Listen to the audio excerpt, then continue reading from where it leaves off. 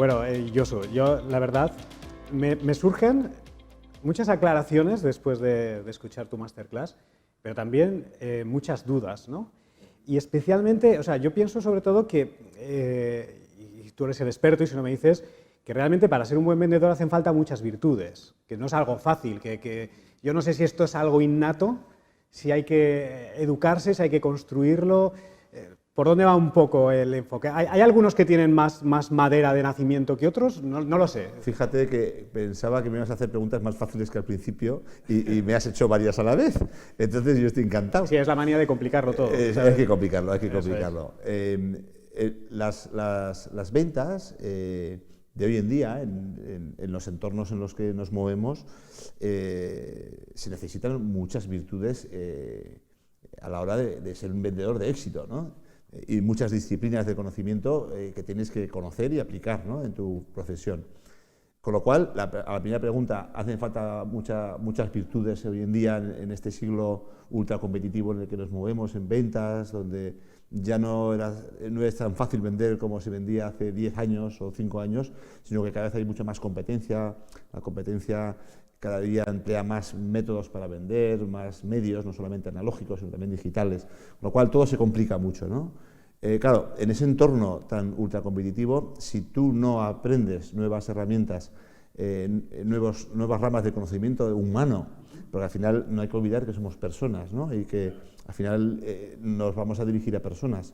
Y todo eso entronca que tienes que conocer no solamente temáticas relacionadas con ventas, sino temáticas relacionadas con el comportamiento humano y cómo decide el cerebro, ¿no? Vale.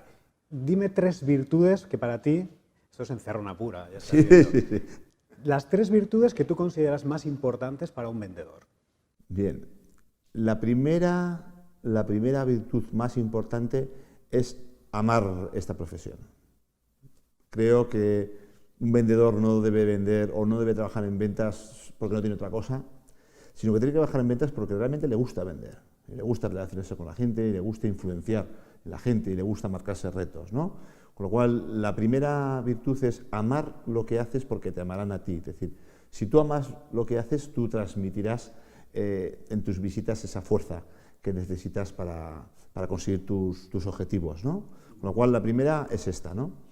La segunda es amor por el conocimiento, es decir, el ser un niño de manera perpetua, ¿no? Ser un estudiante de manera perpetua, un estudiante para toda la vida, ¿no? Es decir, tú puedes haber estudiado una carrera, no haber estudiado una carrera, haber hecho un máster, no haber hecho un máster, pero sobre todo que ese espíritu crítico, ese amor por el conocimiento, por ser cada día mejor, esa búsqueda de la excelencia a nivel profesional como vendedor, creo que no la debes abandonar nunca como vendedor, ¿no? La tercera virtud que tiene que tener un vendedor es ser ético. Vender lo que el cliente necesita, no sobrevender, sino incluso quitarte ventas porque quizás el cliente no lo necesite. Las ventas tradicionalmente no han tenido muy buena prensa, esta profesión no ha tenido muy buena prensa, pero precisamente es lo que yo intento hacer con mis masterclass, con mis conferencias, con mis libros, con mis formaciones, ¿no? Es posicionar las ventas en el sitio que nunca debió abandonar, ¿no? Y para esto hace falta muchísimo conocimiento. Es sencillo hacerlo, pero hay que empezar. Y de alguna manera hay que empezar, ¿no? Con lo cual, la tercera y última virtud es esa, ¿no? Es la de el estar constantemente actualizándote, buscando, amando al cliente, ¿no? El pensar en el cliente. El foco siempre es el cliente, no es el vendedor. A medida que tú pierdas ese foco, que tú te centres tanto en tu facturación y te olvides del cliente, ahí empezarás a perder al cliente, ¿no?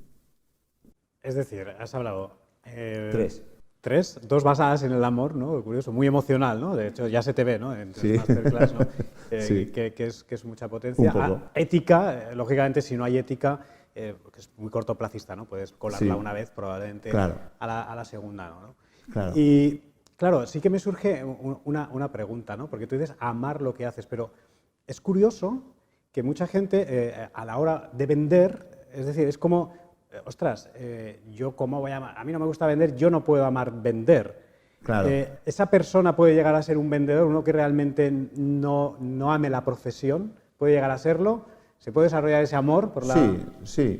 Más todavía. Ya sabes que yo soy como de 3 preguntas a la vez. Si yo ahora tengo un equipo en mi empresa, ¿vale? Yo ahora tengo un equipo, ¿Sí? ¿vale? Yo he visto esta masterclass, por ejemplo, ¿vale? Ya sé algunas técnicas y tengo alguna persona que es la que quiero, por la razón X que sea, que venda, pero yo noto, ¿vale? Que esa persona, ostras, no ama, ¿no? No se le dé ese amor que tú dices por vender. ¿Qué puedo hacer con esa persona? ¿Tengo que buscar a otra? ¿Le puedo ayudar? Vale. Esa sería la cuestión. Muy buena pregunta también, compleja a la vez. Lo primero que tenemos que hacer en los equipos de venta de las empresas es crear un clima de ventas en la empresa. Eso es lo primero que yo me preocupo en mis clientes, ¿no? Lo primero que hay que hacer es crear un núcleo duro de vendedores donde todo el mundo apoya a todo el mundo se nutre de todo el mundo. Y dentro de los perfiles que hay en un departamento de ventas, ahí habrá un vendedor estrella que ama la profesión, 2 vendedores estrellas. No todo el mundo va a amar la profesión, ¿no? De hecho, según estudios de psicología de una norteamericana de apellido impronunciable, con lo cual no voy a decir, ella decía que hay 3 perfiles de trabajadores, ¿no? Y esto se aplicará también a las ventas, ¿no? El trabajador nómina, que es el trabajador que vende, cobrará la nómina, él te pide un fijo, incluso le importa nada el variable y te dice que él trabaja por un fijo y punto. Él cumple sus horas, hace sus objetivos y ya está. Luego hay otro trabajador que es el trabajador carrera, ¿no? El trabajador que quiere prosperar, que pone mucho esfuerzo, mucho tiempo en conseguir ser cada vez mejor profesional, que aspira incluso a un puesto de dirección comercial o de gerencia y está luchando por ser una persona cada vez mejor, ¿no? Y luego está el tercer vendedor, ¿no? El tercer tipo de vendedor, que es el vendedor pasión, ¿no? La psicóloga que lo explicó era Amy Sinzagi, yo no sé qué narices, pero es muy difícil de pronunciar, yo todavía no lo sé pronunciar. Entonces, ella hablaba del trabajador pasión, ¿no? El trabajador pasión es cuando haces algo que te pone a hacerlo, ¿no? Algo que necesitas hacerlo con frecuencia, porque es que no puedes estar sin hacerlo, ¿no? De esos vendedores no hay muchos. O sea, es decir, no puedes pretender el seleccionar vendedores pasión, porque es muy difícil. Lo que sí puedes hacer en tu empresa es que esa persona que tiene ese perfil, arroparla entre todos, crear un clima de colaboración entre el departamento, desarrollar ese espíritu de pertenencia, de orgullo dentro del departamento y ponerlo en el tipo de exigencia acorde con su perfil. Es decir, tú no puedes a una persona con un perfil muy introvertido mandarle a abrir clientes a una zona muy difícil, ¿no? Entonces hay que saber seleccionar a los vendedores en base a una serie de criterios, ¿no? Porque muchas veces no seleccionamos en base a criterios, mandamos a la gente a la guerra, no les formamos a ninguno de los niveles, ni a nivel mental, ni a nivel técnico, y les mandamos allá y luego nos sorprende que ese vendedor no vende, ¿no? Y dice, oye, pues no vende, ¿no?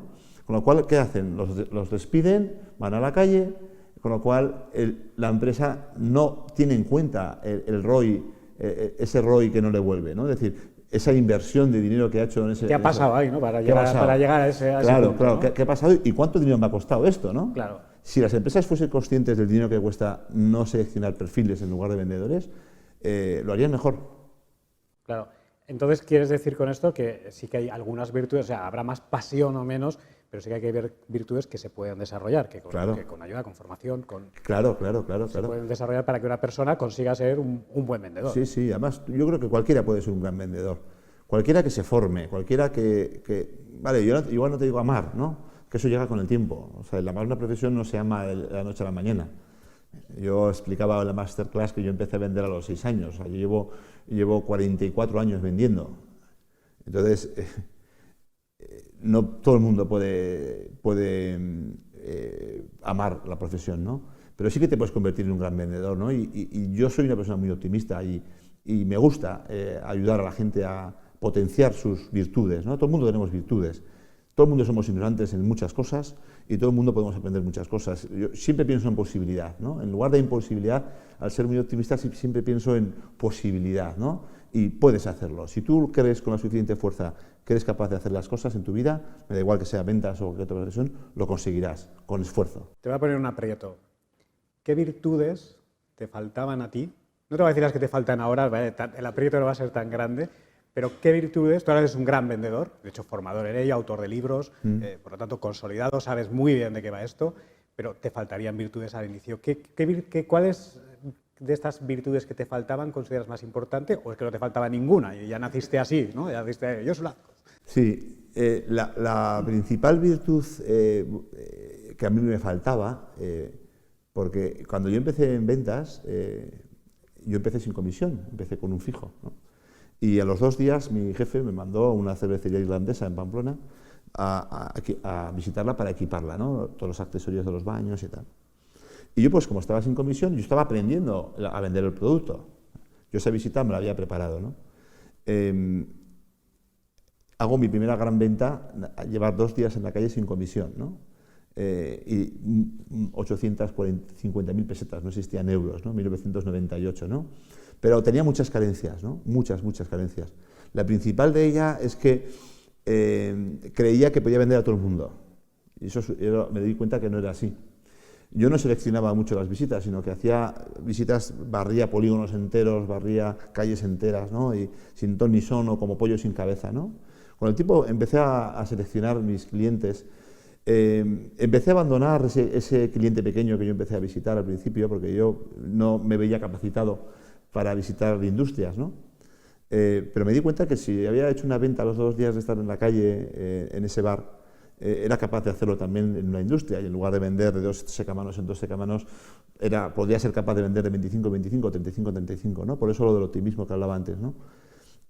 Una de ellas era esa virtud, otro defecto. Otro defecto que tenía es que hablaba demasiado. Yo tengo un talante natural de hablar mucho, entonces hablaba mucho, demasiado, ¿no? Y daba demasiada información al cliente que quizás no necesitaba.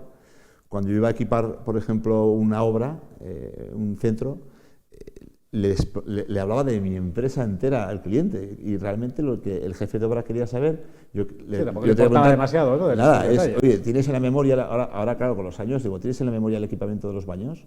Me dice, sí o no, y si no lo tienen, ¿con qué tengo que hablar? Punto, esos son 30 segundos. Yo antes, esto me costaba 1 hora a mí. Claro, con el tiempo vas viendo, sigues manteniendo ese optimismo, te van dando muchos palos. Y otra cosa muy importante es que de las más importantes que aprendí, que es cuando me daban un rechazo, que al principio era muy a menudo, me lo tomaba como algo personal, me dolía, me afectaba, ¿no? Pensaba que el rechazo era a mí. Una vez leí una frase de Brian Tracy que me transformó y que la entendí después con la experiencia, que es: el día que tú aprendas a tomarte los rechazos como un rechazo a tu producto y no un rechazo a tu persona, ese día crecerás como vendedor.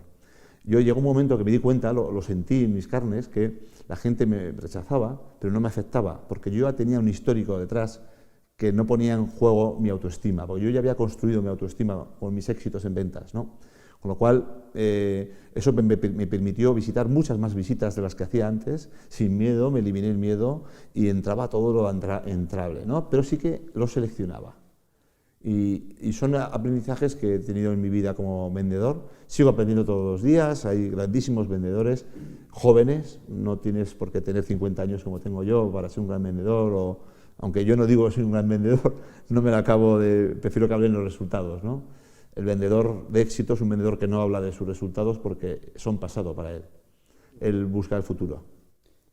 Ya finalizando, ¿vale? Porque aquí se nos va el tiempo y tú y yo, como somos hablar... Sí, además tú tienes mucho peligro. Esas preguntas que me haces, claro. De eso se trata, ¿no? Que nos cuentes cosas que habitualmente no cuentas, ¿no? Solo una pregunta y una respuesta breve, ¿no? Venderse en redes sociales. Hablamos de virtudes en este siglo XXI. ¿Qué virtudes hay que tener para saber desenvolverte en LinkedIn, en Twitter? Bien, lo primero es que conocer qué lenguaje tienes que emplear en cada una de las redes. Eso es lo más importante. No puedes comunicar igual en Facebook que comunicar en LinkedIn. Yo no soy un experto en redes sociales, ¿no? Pero estoy en todas, ¿no? Y si me sigues, cualquiera de los que me está escuchando ahora, ve el lenguaje que yo empleo en Facebook, el lenguaje que empleo en LinkedIn, por ejemplo, verá que yo en LinkedIn soy mucho más sobrio. Yo en LinkedIn no me permito cierto lenguaje, soy más... No publico fotos de amigos nunca, ni fotos personales de mi vida personal en LinkedIn, es todo profesional. Donde publico cosas personales es en Facebook, ¿no? También para vender en LinkedIn es diferente a vender en Facebook, por lo menos lo que a mí me funciona. Entonces estoy aprendiendo a todo este tema de vender en LinkedIn, ¿no? Porque posicionarte en LinkedIn ya es una venta, ¿no? No siempre obtienes un cierre como lo haces en la calle. Y yo sí que estoy notando con los años que en LinkedIn cada vez tengo más repercusión en ventas porque soy muy constante en publicaciones, soy muy activo, publico muchos posts, publico una frase todos los días de ventas a las 8 de la mañana. Hoy no he publicado, me ha hecho levantarme pronto, entonces no he podido publicar. Y en Twitter es diferente, ¿no? En Twitter también es otro lenguaje diferente, es mucho más ruido, hay muchísima más información, con lo cual tampoco tienes que saturar al público, ¿no? Y hay una red nueva que está teniendo mucha aceptación, por último, que es Instagram, ¿no? Ahí es muy visual, puedes seleccionar con los hashtags, puedes hacer que la gente te visualice mucho más, es más viral.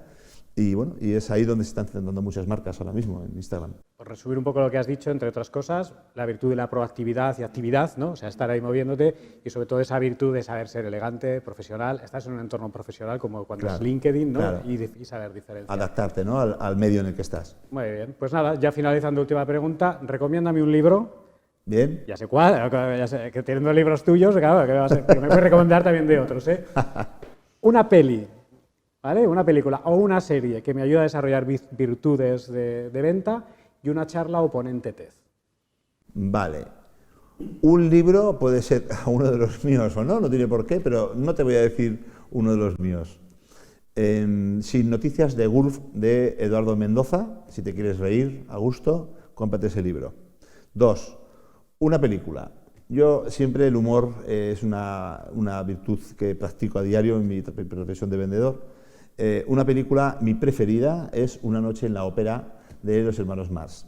Me la veo todos los años una vez, desde hace años. Mi mujer me riñe y cada vez que me la ve, me digo, yo su cambia de película. Y bueno, hay muchas. Un TED, si tengo que seleccionar un TED, seleccionaría el de Ken Robinson, el de Las escuelas matan la creatividad, ¿no? Como TED fundamental. Me has dicho una serie.